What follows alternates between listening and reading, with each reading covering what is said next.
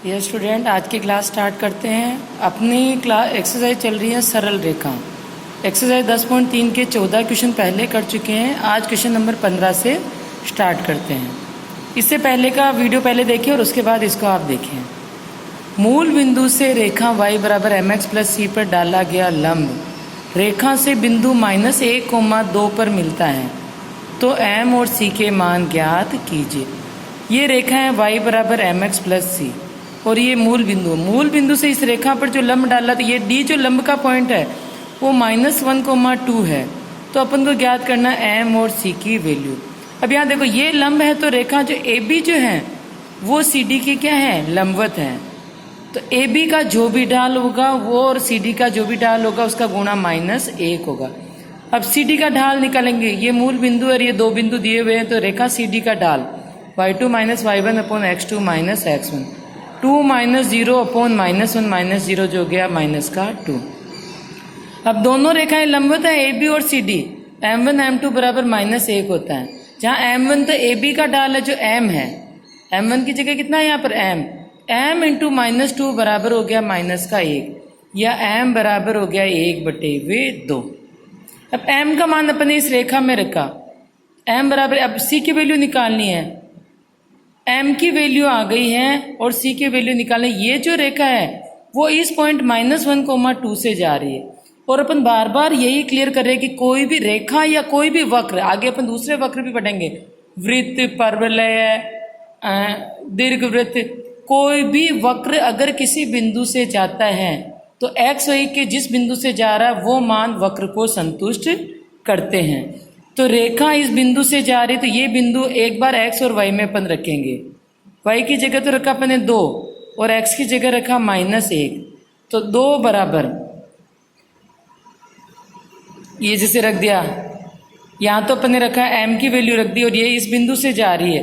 m की value, ये x की वैल्यू और ये y की वैल्यू रखी इसमें, उससे c की वैल्यू आई है 5/2। यदि p और q क्रमशः मूल बिंदुओं से रेखा, ये रेखा और दूसरी रेखा पर लंब की लंबाइयां हैं, तो सिद्ध कीजिए कि p² + 4q² बराबर k²। मूल बिंदु से इस रेखा, पहली रेखा पर जो लंब की लंबाई, क्रमशः लिखा मतलब पहली रेखा की लंब की लंबाई तो है p और दूसरी रेखा 0, 0 से इस रेखा के लंब की लंबाई है q। अपन पहले पढ़ चुके हैं कि बिंदु x1 y1 से किसी रेखा की लंबवत दूरी, क्योंकि यहाँ एक तो बिंदु दिया हुआ और एक रेखा दी हुई है, तो एक बिंदु से एक रेखा की जो दूरी होती है वो होती है ax1 + by1 + c upon √a² + b²। जहाँ a और b रेखा के गुणांक, a और b क्रमशः x गुणांक और y गुणांक है।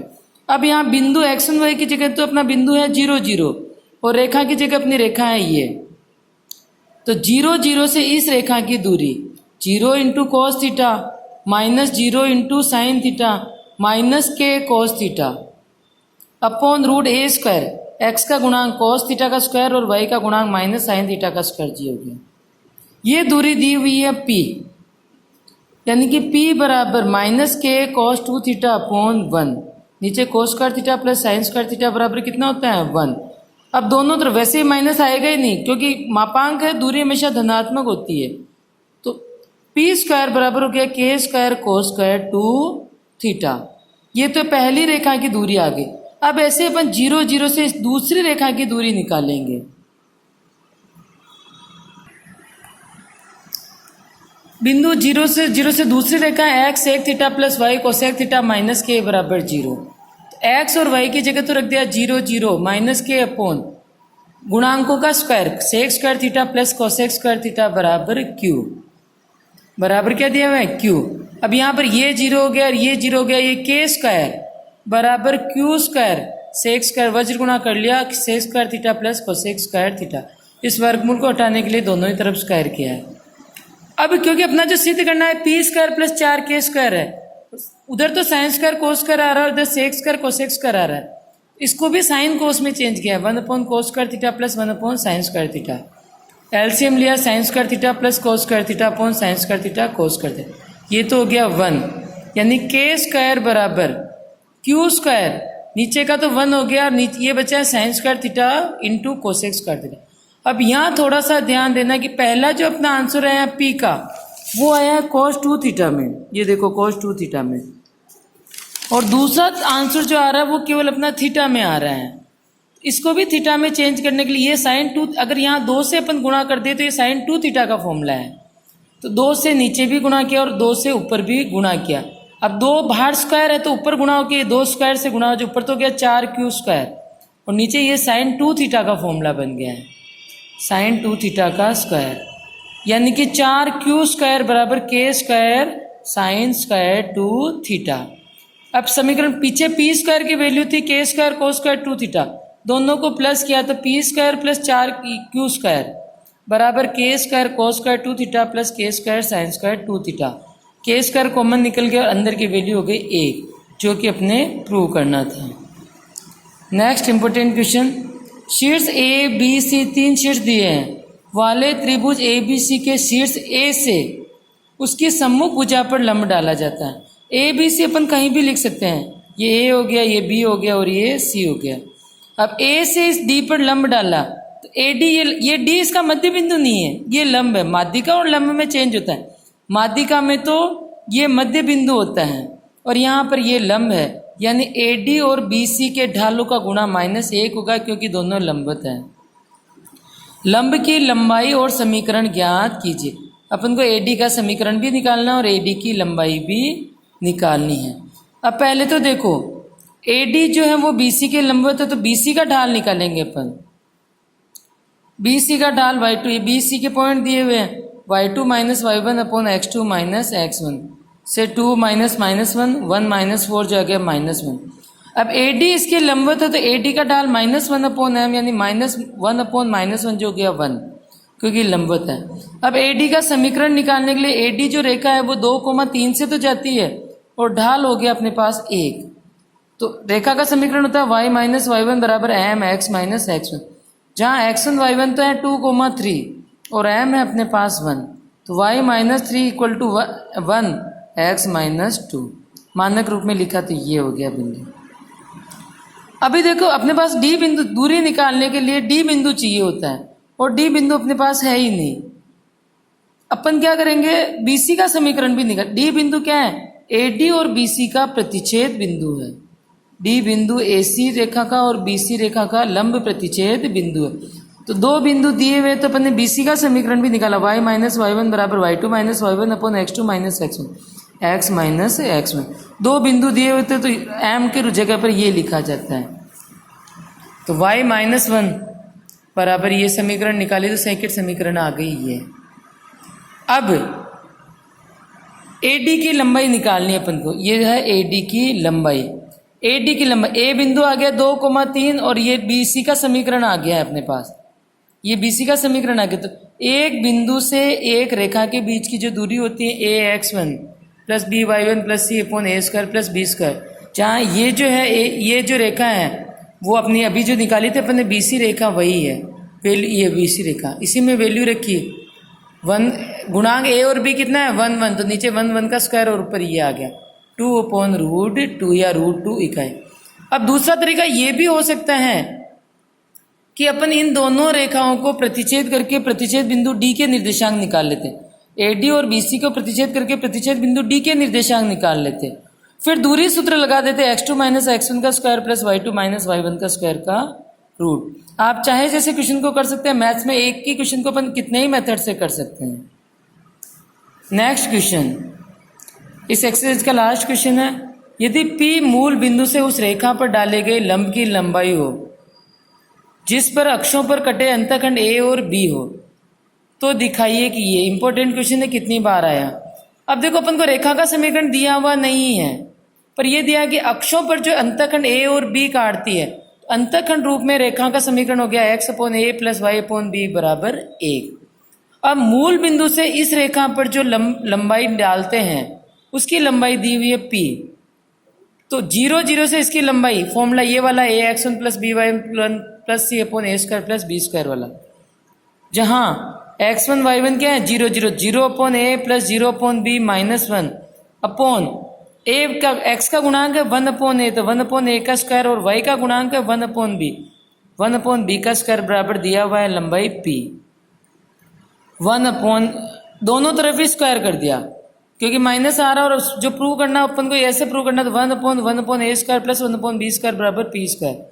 अपने यहाँ 1/p स्क्वायर है, इधर वाले को भी अंश को हर और हर को अंश बना दिया, और इधर भी ऊपर का अंश जो है वो 1 नीचे चला गया, और 1/a square plus 1/b square पूरा ही पार्ट ऊपर चला गया, तो ये सिद्ध हो गया। अब अपन प्रश्नावली आज 10.3 कंप्लीट हो गई है। 10.3 के बाद विविध उदाहरण सोल्व करेंगे। पहला विविध उदाहरण, ये 3 रेखाएं दी हुई। पहली रेखा 2x प्लस वाई बराबर 3, 5k प्लस के वाई बराबर 3, और तीसरी है 3x माइनस वाई बराबर 2। संगामी है तो k का मान ज्ञात कीजिए। 3 रेखाएं संगामी होती है, यानी तीनों रेखाएं एक ही बिंदु से जाती है, यानी कि अपन 2 रेखाओं को सोल्व करके उसका प्रतिच्छेद बिंदु निकालेंगे, और फिर तीसरी रेखा भी उसी बिंदु से जाती है, तो तीसरी रेखा भी उस बिंदु के उस मान को संतुष्ट करेंगे।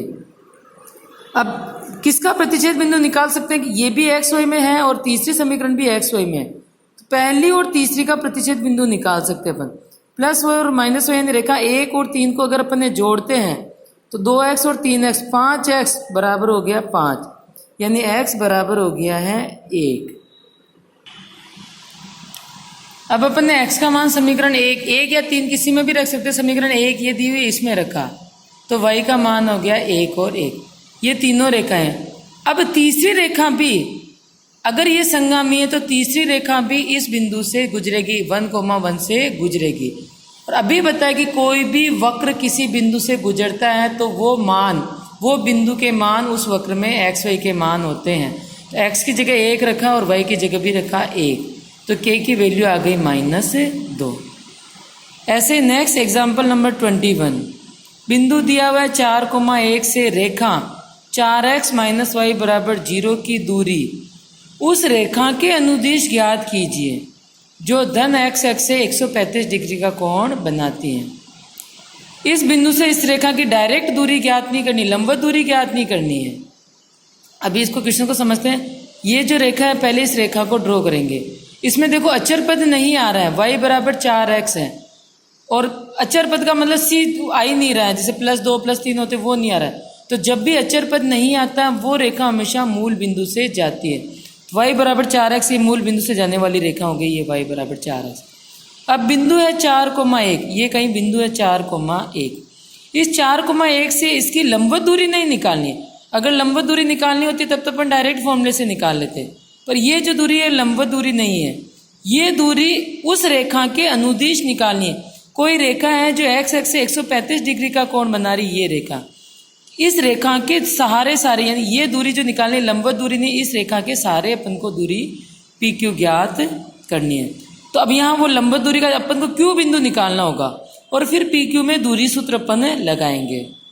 क्यू बिंदु जो है वो इस रेखा का और इस रेखा का प्रतिच्छेद बिंदु।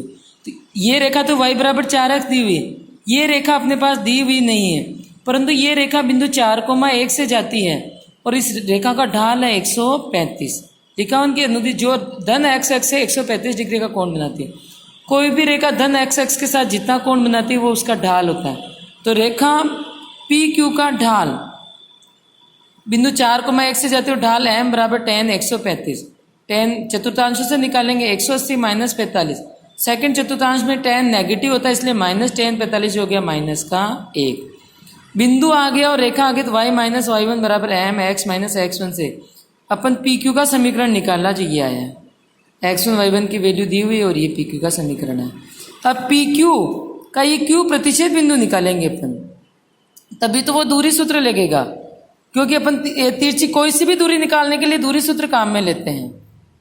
y बराबर 4x है, तो y बराबर 4x पहली समीकरण का मान y बराबर यहाँ रखा 4x, तो 5x बराबर 5, ये x बराबर हो गया 1।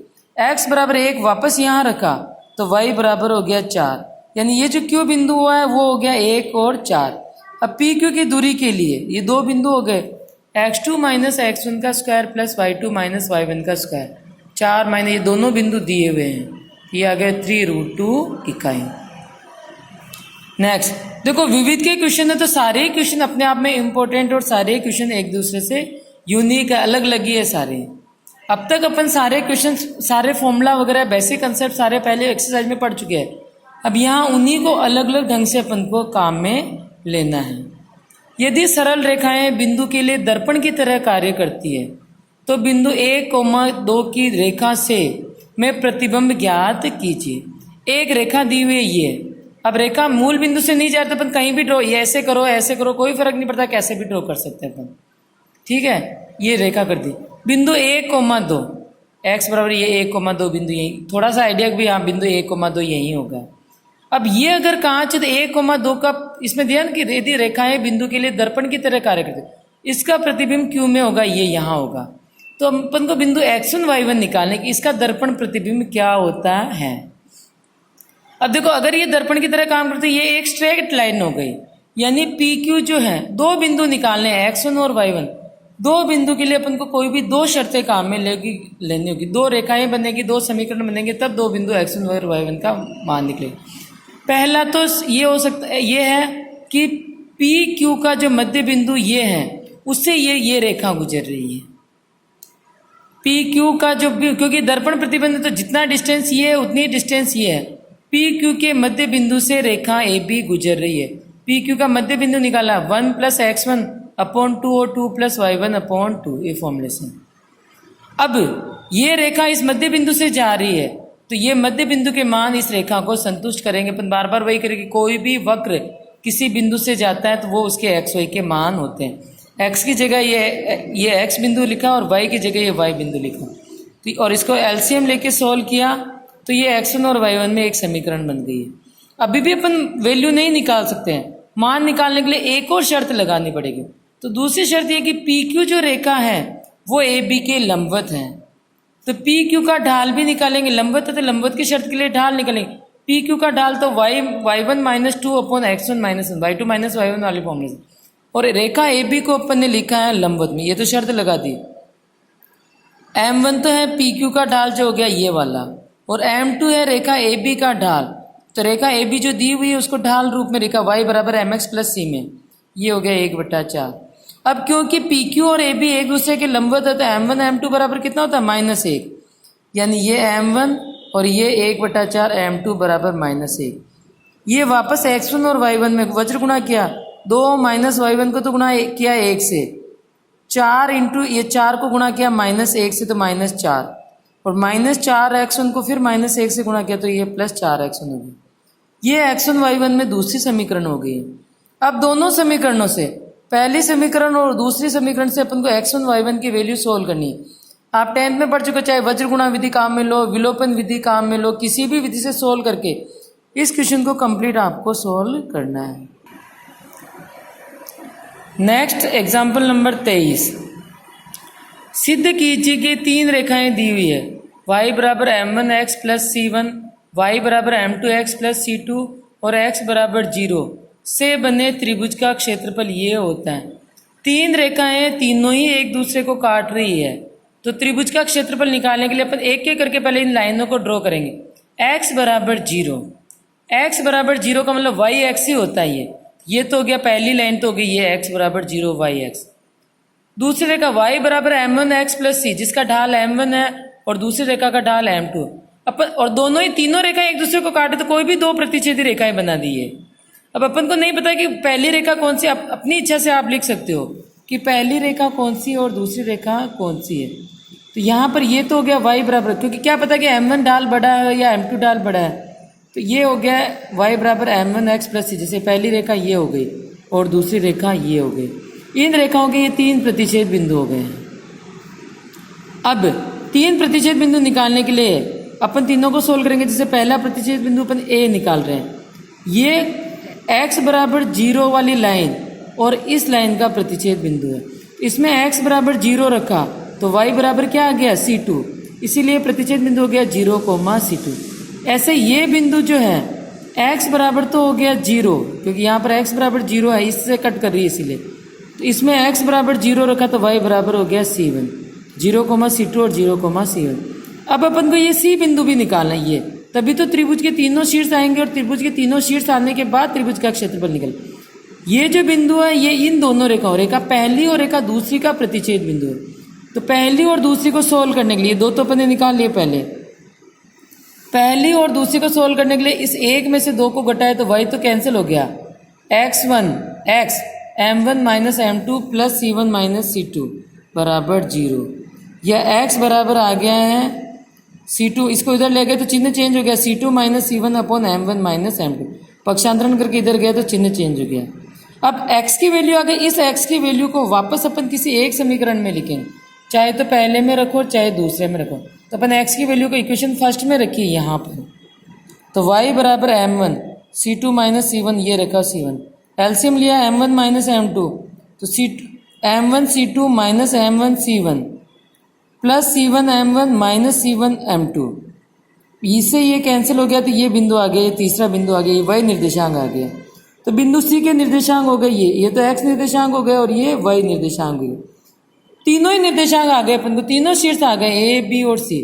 अब त्रिभुज का क्षेत्रफल का सूत्र क्या होता है, हाफ x1 y2 माइनस ये y2 minus y3 plus x2 y3 minus y1 plus x3 y1 minus y2, अपन 10 में पढ़ चुके हैं। ये पहला बिंदु, ये दूसरा बिंदु और ये तीसरा बिंदु अपन यहाँ लिख दिया।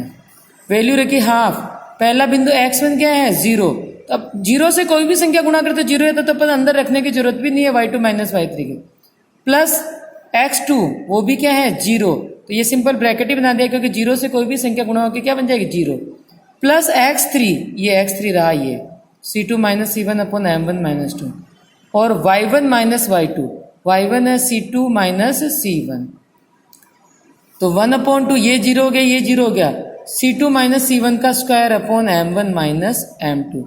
यहाँ तक के क्वेश्चन करने हैं, नेक्स्ट क्लास में अपन विविध एक्सरसाइज को सॉल्व करेंगे।